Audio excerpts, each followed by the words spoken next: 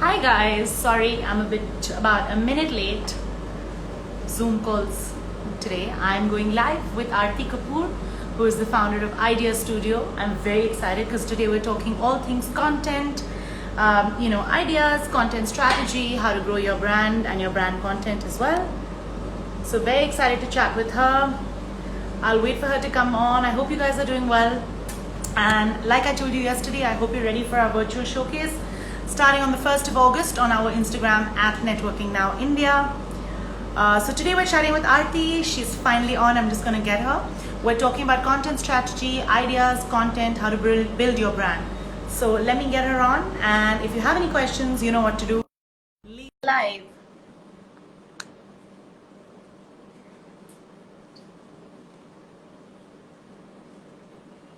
Hi, Hi, Aarti. Shan. How are you? How are you? Very well, thank you.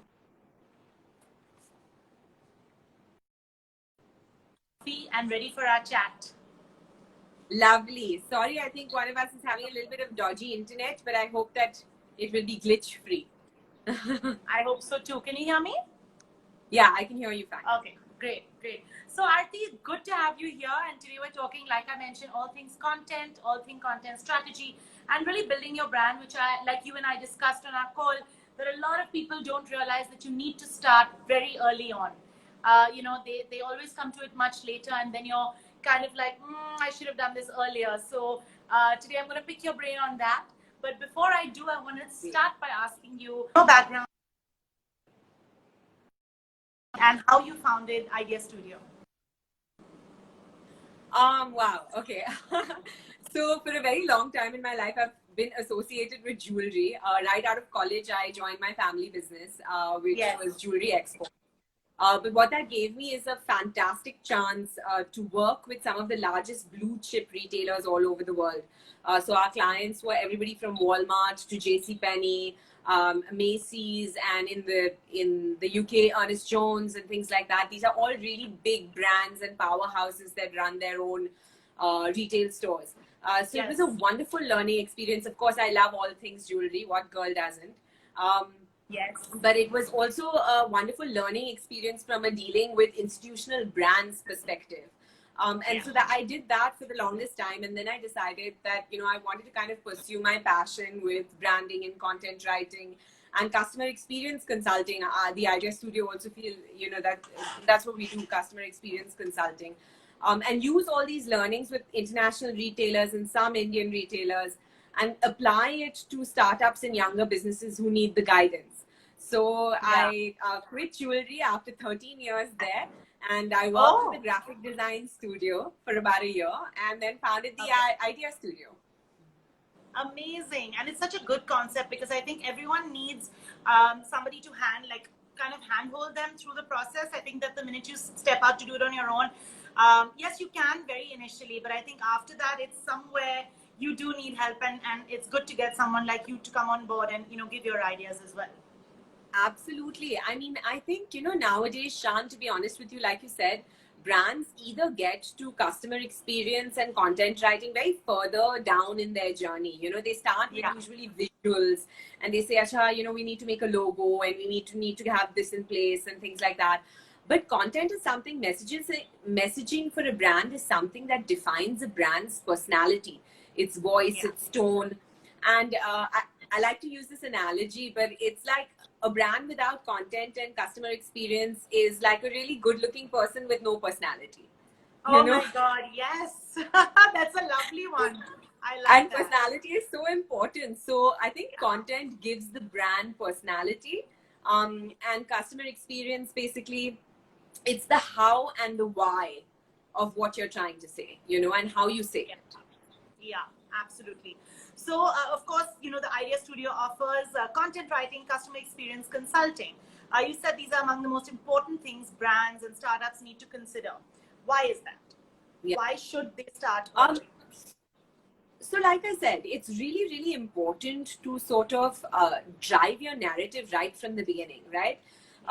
Just visuals or product now doesn't really cut it. Customers have become really, really intelligent. And with customers becoming intelligent, I'll be honest with you, AI filters have become very intelligent. So your artificial intelligence, like Amazon, Amazon and your other, sort of these blind platforms are constantly pushing products to the consumer that they get profitability out of. That is their business model. By creating content and customer experience, you're engaging your customers in such a way that they start asking for your brands. They're bypassing the AI filters and the bombarding of promotions that comes their way, and they're connecting with a brand on a very personal level. To then go ahead and ask for your brand. And for me, nowadays, I think that's really, really important, because it's not just about products and pricing and visuals. It's about personality and ethos and values and connecting, engaging. Yeah, absolutely. You couldn't have said it better. So tell me, the simplest of simple questions, what is content strategy? If someone had to come to you for that, how would you explain it to them? So, a lot of people ask me this, and there is no like technical definition. It's really just simple. Content strategy is a plan. Okay, just like businesses have plans for everything else, they need to have a plan for content. It's about what you're writing, how you're writing it, how you're disseminating it, how you're distributing it, how you're asking your audience to consume it. And it's the design of this plan, in a way of speaking, that takes into mind things like audience research data, what your audience is looking for, what they love, finding that perfect fit between a brand's values and an audience values. All of this is, once you look at all of that, you come up with a content strategy, a content plan that achieves your organizational goals through content marketing. Okay, great. Very, very well explained. Thank you, because I think a lot of people come to the table wanting to do it, but just don't know the simplest explanation. How is this different from just good copy for your brand? How are they two different things? So I think they're not mutually exclusive, to be honest with you. But I think that content in its own is sort of something. Copy is kind of advertising or promotional. Copies are sort of associated with sales. Content is associated with engagement. So actually, when you create content, content writers have like a thumb rule. Good brand content writers have a thumb rule that it's 80% about the content and only 20% about the brand.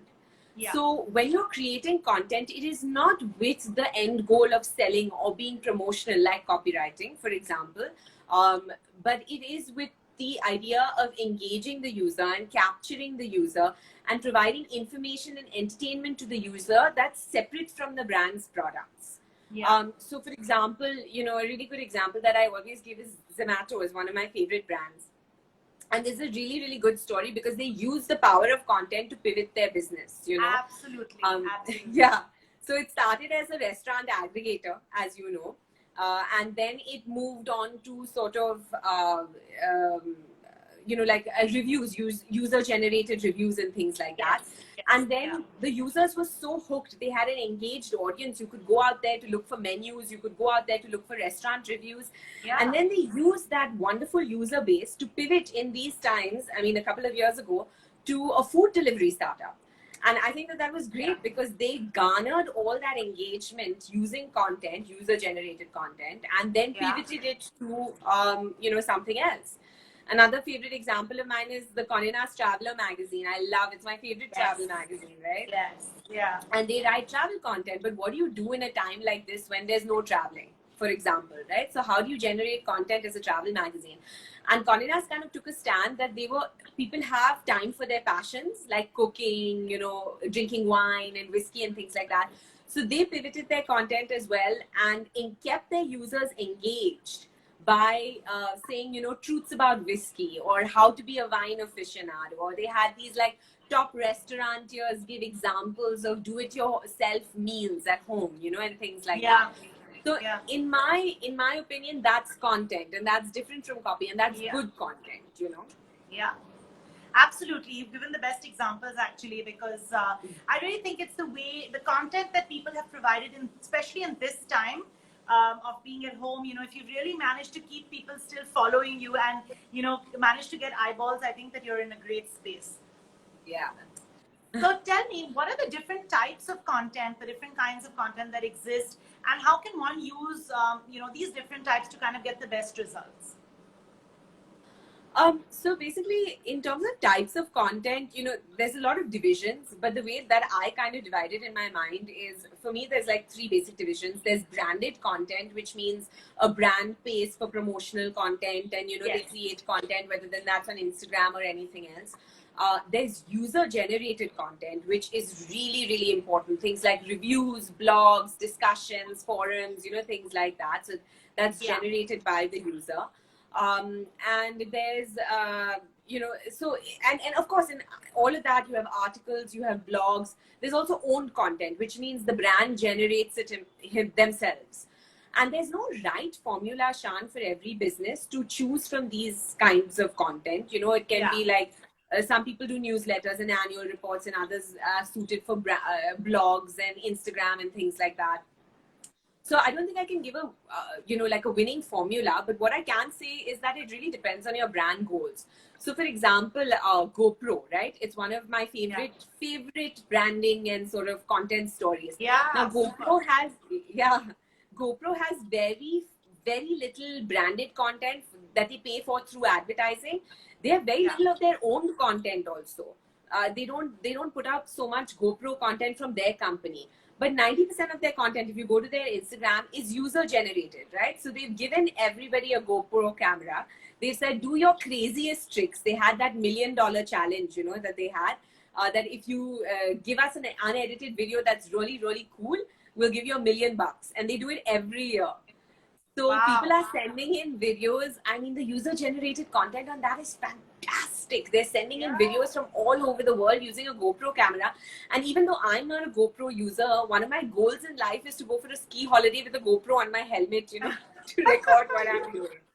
Seriously, so, so I think it depends on the business. You've given a great example there. Yeah. So I think it depends on the business and the type of content that you use. You find that for some people, Instagram works better. For some people, blogging, writing, user-generated content. It kind of depends on what your goal is, what your brand voice is, what your ethos is, how you're trying to position yourself. Yep, absolutely. So somebody says, wow, how many examples, amazing, you know all this. I completely agree, Aarti. I think that your examples are so real. And I mean, you're talking about brands that we all know about. So thank you for that, sharing some stories. We have a question. What are your top 3 most evolved brand stories? Oh gosh, that's a tough one. Evolved brand stories. I mean, let me think that. So in terms of evolved, I think that over time, what brands have done really, really well is I really like Tiffany. I mean, I'm in the jewelry world. And this is a brand that's been around forever, right? And they're very elegant and classic in their communications and in the way they present themselves. And when you go to a customer, you go to a store, you see, the whole experience is luxury, but they're not stiff somehow. They're witty, they're casual, they're young. And with every generation, they reinvent themselves to stay relevant. So in terms of an evolved brand, I think that's really, really good. In terms of stories, I think I love Dr. Baidyas is a homegrown. It's one of my clients. So I'm partial to them. Also. I know. Yeah. But they are doing a great job. I have to say, they're really doing a great job. And even with their content in the lockdown has been amazing. Yeah, talk about disruption. This is a young, small brand that started, and today they get over 5,000 orders a day. And I know their CEO and COO, of course, very personally. And oh my God, Shan, these are people that are driven to customer experience, Yes, and yes. I remember one of my favorite stories with this brand was basically during lockdown, they were working only a few days a week or something like that. And a doctor called the CEO and he said, I need medication right now. And he said, we're at lockdown, our go down is closed. I can't give you the medication that they were supplying Ayurvedic. And he said, I've come all the way from Thana and driven all the way to your office to pick up the medication. Can you please help me? It's not for me. It's for my patients who desperately need it. And I know the CEO got in the car by himself, took the keys to the, office, opened it and gave medication. So I think these are all brand stories that are super fantastic in their sense, Yeah, absolutely. Yeah, I think these would be my favorite evolved brand stories. I mean, there's so many you can go on. I know, I know. We're putting you on the spot to make you choose few. But I have another question. from Purnima Shed, who says, tell us which brand turned around because of a new consumer experience and content. Zomato, like I said, I think, but also I have to say, one of my favorite consumer experience brands that kind of turned around, not a brand, but an entire sector, is there's this company in America called O-Power. Okay. What it is a utilities billing company. So they don't provide utilities, but they partner with billing companies to sort of make your bills, monthly bills. And trust is such an important factor nowadays, Shan. And that's why content and customer experience helps kind of push trust to the forefront. What this company started doing is that every month when you get your electricity bill, you kind of get a graph below to see how your neighbors have consumed electricity. So it'll tell you, Shan, by the way, this is your bill this month. This is how much electricity you consume. But your neighbors consumed less than you. And here are all the ways you can bring your electricity bill down. Yeah. And that's so amazing. I think that, and consumers just started looking at it and saying, oh my God, here's a company that's telling you how to bring your electricity bill down rather than, pushing money onto your electricity bill. So I think that was a great story that kind of turned around utilities and the way you look at electricity in general. Yeah, I had lots of great customer. I can go on. But that's great customer service also. And how they're doing it is really cool. We have another question from Aarti Cooper who says, what mode of content is most impactful? Video, audio, or any other? So, that is the question. That is the question. Recently, I read a statistic that said 80% of all video content is heard without sound. Yeah. That's I saw crazy. that too, actually. Yeah, I don't know where we read it. I think it was like Forbes or something. And I was like, oh my God, that's a crazy thing. So like all the content that you're consuming is now without sound. So now you're looking at images. I think that early on, actually, you're so right, because I read this article, which, just to take from your point, which said when people are viewing your Instagram stories, they're viewing it on mute. So what are you showing them as a brand that they can actually know while they're seeing it on mute? And usually we wait to add music, we wait to add our voiceovers and talk, when actually people are waiting to read your stories. So that's such a great point. So the question is, it really depends on the situation and everything else. I mean, of course, written content is very, very important from an SEO analytics point of view. And there's a whole different thing happening there. Now you're saying, even videos is like sort of whatever, watched on mute. So it's important to have a good description, I guess. But I think all these, depending on the target audience and depending on the brand, I think you need to approach it from a holistic approach rather than one method of content. I don't think that works. And a good example of that is Amul. Just thinking of examples, they have the oldest, of course they have Instagram and everything else, but the oldest way of advertising, which is their hoardings. You remember? I'm sure you've seen an Amul hoarding. I know where all the Amul hoardings in near my house are. And every time hoardings is pretty much extinct now as a method of giving content.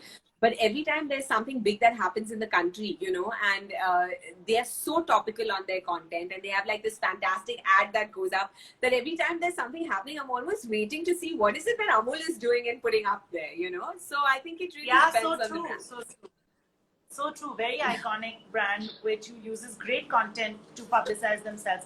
We have a question from Binaisha Kharas, who says, can you tell us tips about content writing for personal brands who are individuals? So Binaisha is a coach, and she also talks about like manifestation, law of attraction. So I know Binaisha. Hi, Binaisha. Okay. Okay, super. So I think for me, the number one thing is it has to resonate with your audience. I think that you have to be not shy. I think there's a lot of content out there. I think people are bombarded with content all the time, and you can't be everything to everyone. I think that you have to be about yourself and your values, and it has to kind of marry in with your audience. So to personal bloggers and content writers, I think my number one advice is be yourself, and your content has to have heart. Shan, I don't know if it's because I read a lot or because I interact with so many brands. I can tell in like 5 seconds of reading something, whether it's written from the heart and there's all that passion that's there, or it's written for the sake of being written. And I think with personal bloggers, heart is so, so, so important.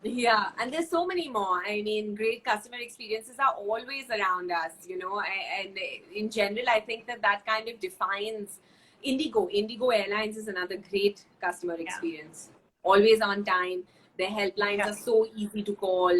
Their staff is so friendly, and their messaging of being young and cool. You know, the staff wears this little badges that says "Girl Power," and their flights are "Hello, sexy." You know, like, so I think those are cool customer experiences. Yeah. Great one, great one. Aarti, also tell me, what are the top trends that you see in this space for 2020? Anything that stands out for you? Yeah, definitely. I think customer experience is going to be king, Shan. I think that it's going to drive buying decisions. I think that consumers are going to spend more from their wallet because of great customer experiences. I think convenience is going to be key. So for me, like if I had to say like the top 5 trends in customer experience this year, I think everybody's going to start focusing on automation. I think that devices that empower customers or experiences that empower customers are going to go a long way.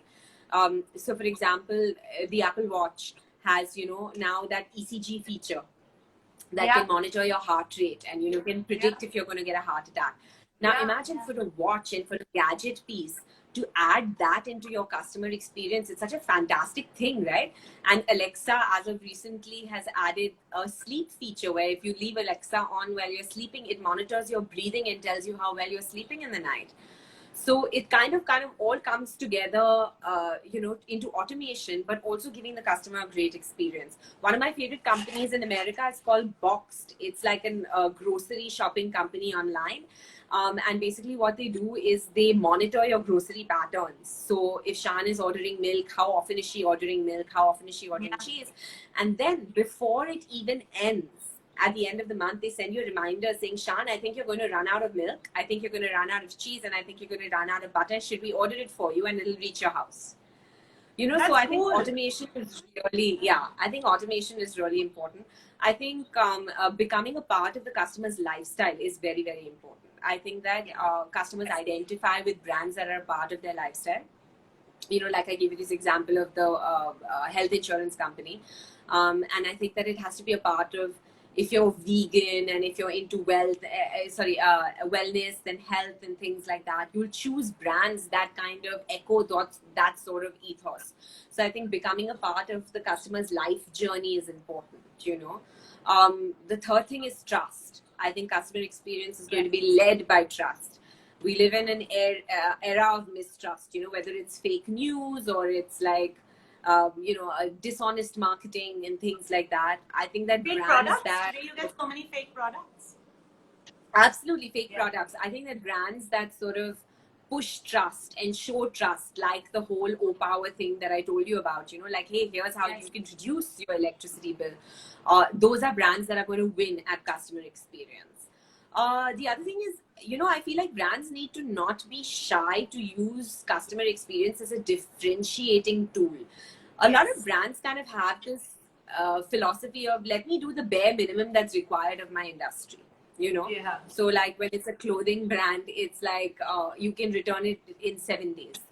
But what if you were to go above and say lifetime guarantee on your pair of jeans? You know, now that's a kind of experience that just makes you stand out a little bit more. Or like when you walk into an Apple store, have you noticed you never have to stand at the till? If you're paying by card, every single person in the store, you can walk in. I've walked in and walked out of an Apple store with a pair of headphones in under 30 seconds. It's like you walk in, you grab it, somebody bills you, and your card, if you're already registered, all your details are there, your bill is emailed to you. And that's it. So, you know, like, I think those things are really, really important. Very important. And then I think lastly, I feel like in this era of digitalization and automation, I think it's really important for brands also not to lose the human touch in their customer experience. Because there's nothing more frustrating than when you are trying to get in touch with somebody on the phone and you have to go through 11 different channels and press 15 different buttons to be able to connect to a customer service representative. And I think in these post-COVID times, I think that customer experience and human empathy is very, very important. Just understanding. Recently, I was at a bank that made me wait in line during COVID for 45 minutes to pick up my checkbook. Oh God. And I was like, guys, be a little empathetic towards the situation and what's going on. So I think that empathy will lead customer experience. Absolutely. You couldn't have said it better. We have a question I'm going to take from Aarti Cooper, who says, what's the key for content marketing? Given that there are so many forms of marketing, what really makes one stand out? Audience connection. Audience connections, interacting with your audience, knowing your audience's pulse, and not talking about your brand, but rather making the effort to connect with an audience's values, you know. It's not about pushing product. It's about getting involved in somebody's life, like I've been saying. So I think that for me, audience engagement is number one, you know, connecting with the audience. Absolutely. We have another question from Minnie, who says, what about startups? How important is it for them to have a strong brand story? Oh, Minnie, I love you. Thank you for tuning on. I love her brand story. What a cool story, right? So and I wrote it. So I'm very excited about that. She kind of loves to cook. Minnie loves to cook and she loves to travel. So she started a food delivery service that brings food from around the world to your home. Wow. So during lockdown, during lockdown, when we're all missing travel, Minnie is sending us Goan fish curry, Hyderabadi ghee roast.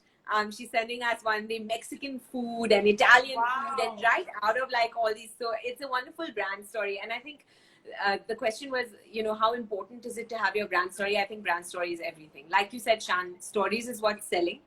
And stories is what makes the customer engage with you and connect with you. So I think that more than your logo and your colors and your fonts and everything else, it's really important to get your brand story right. Absolutely. You want to say hi? There are a lot of people saying hi and saying that they're here for you. So you want I know. I can see like there's like all this engagement of hi and how are you? And I'm seeing the lovely questions. Thank you. Thank you, Arjun, Karan, Divya, Rachit, all of you are I'm really big on like friend support and support from people that love you. So I'm just going to, I mean, you should give them a shout out and say thank you for being here. Yeah, so hi Shrina, I can see you guys logging on. Sorry, Shan, I'm going to scroll through and see. Hi, Saroj. Please. That's my mother-in-law. My mom is How here. Sweet. Hi, Purnima. How sweet. Wow, I love so this. Lovely. And a bunch of customers as well. That's lovely. That's really nice. I'm going to take a question actually from KV, who says, do you think Indian customers will accept automation? Isn't it a breach of privacy? So, you know, honestly, there's always that thin line between privacy and automation. And yes, absolutely. I don't know how comfortable I feel about Alexa hearing me breathe. But it's okay to give them, it's okay to give them the option, I think. And let's be honest that automation has made our lives very easy. So like, you know, the example that I gave you of Boxed, I would love if there was a customer company that's running analytics for my groceries. Like, why not? I hate being in the kitchen. I'm not a homey person at all. I, you know, hate having to worry, "Arey, doodh nahi hai, gas chala gaya," you know, like things like that. So I feel like if my refrigerator ordered for me, why not? I'd love for them to know my consumption patterns. So I think it depends, really. Absolutely. So I think I have very dear.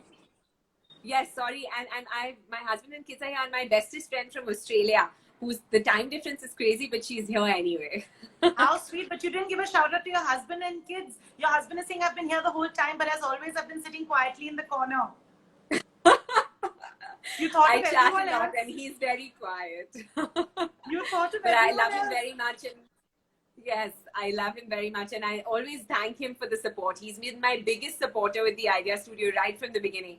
He ideates with me. He was my first editor. He writes with me. And before I came on this talk, he totally trashed everything I was going to say and revised it all over again. So, yeah. Oh my God. Okay, I'm going to ask you one last question before I do leave you today, Aarti. You've been amazing and so insightful with everything that you've shared. Where do you see Idea Studio in the next 5 years? What plans do you have? And are there any like everyone has a wish list. I know I have one. Are there any brands that you really want to work with in the future that we can manifest for you? So please share. Oh, yes, I would love. I mean, for the immediate future, I love working with startups. So, I mean, if you have a bunch of startups out there that are listening, please come to us for your content stories, your brand voice chart, defining your brand's personality.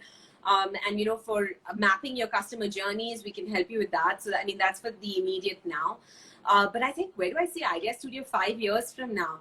I really think that I want to be able to influence a movement towards a customer centric philosophy. I think you need to eat, breathe, sleep your customers. It's always been the philosophy of whatever I did, whether I was in jewelry or everything else. And I think that all businesses need to sort of move in a direction of that. And I want to be able to create great content to support that. And I want to be able to create great customer experiences that support that. Awesome. Really, really wish you all the best. Thank you for joining me. It's been so lovely chatting with you. I've learned so much just, you know, hearing some brands and their stories and how customers. Thank you, Shan. You may. And content this is my. Huh. Yeah, thank you so much. This is my first live for Idea Studio, and you were so friendly and warm. It felt like chatting with a friend. Thank you. I'm so happy to have you here and hope to meet you soon, right after all this COVID stuff is over. Absolutely. Thanks, Shan. Take care. See you. Bye. Bye.